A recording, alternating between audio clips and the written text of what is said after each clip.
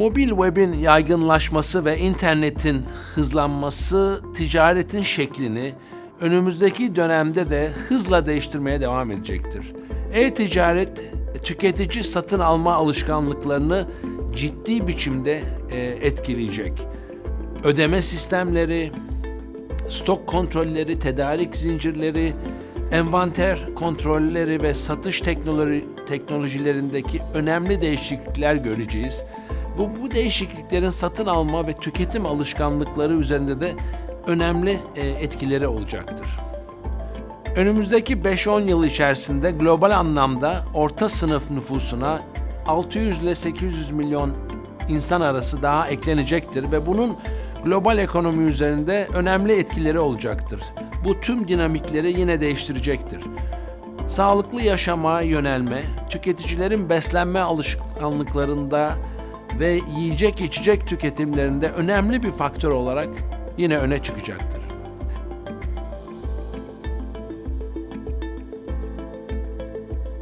Çözüm önerileri yaptığınız işin türüne ve değişen tüketici beklentilerine göre değişiklik gösterecektir. Ama hiçbir zaman unutmamamız gereken bir şey var ki, o da tüketicinin kral ve kraliçe olduğudur.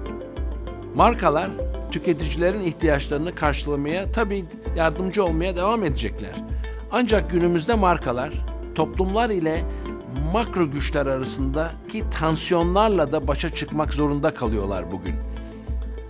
Dünyaya baktığımızda tüketicinin hayatının bir parçası olan markalardan beklentilerinin her geçen gün biraz daha arttığını görüyoruz. Tüketiciler sürdürülebilir biçimde yaşamayı arzu ediyorlar ve marka ve alışveriş tercihleri ile de bunu hep kanıtlıyorlar bugün.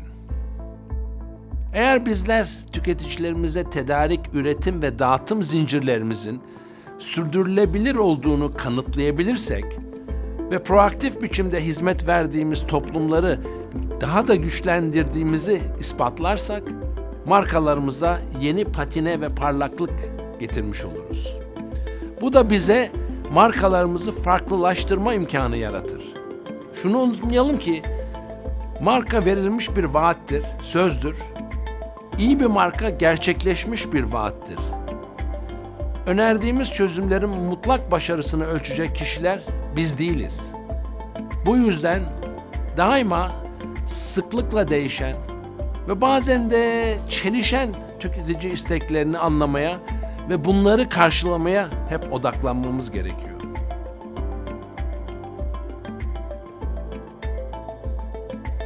Değişen tüketici trendleri zorlukları ve fırsatları beraberinde getirir.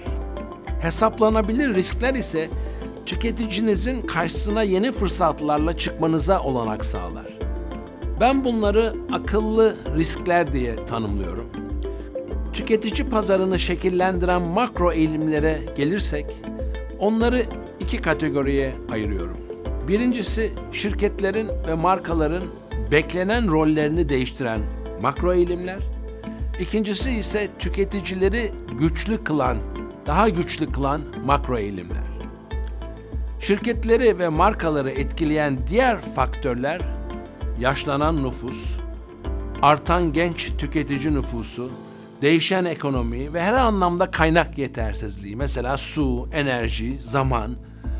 Gelişen teknoloji ile birlikte bugün tüketiciler ise her zamankinden daha güçlü bir konumdadırlar. İstedikleri zaman seslerini duyurabiliyorlar. Bugüne kadar markalar ve tüketiciler arasında ilişki daha çok monolog olarak devam ediyordu. Ancak gelişen teknolojiyle artık markalar ve tüketiciler arasında daha güçlü bir diyalog oluşmuş durumda. Tüketici memnuniyetini, şikayetini ve önerilerini daha hızlı, daha kolay bir şekilde paylaşabiliyor bizlerle. Toparlarsak, yarınların en iyi şirketleri tüketicilerinin durumlarını en iyi şekilde sezebilen, hızla gelişen teknolojiyi avantaja dönüştürebilen ve tüketicinin taleplerini bu şekilde karşılayabilen şirketlerden oluşacaktır.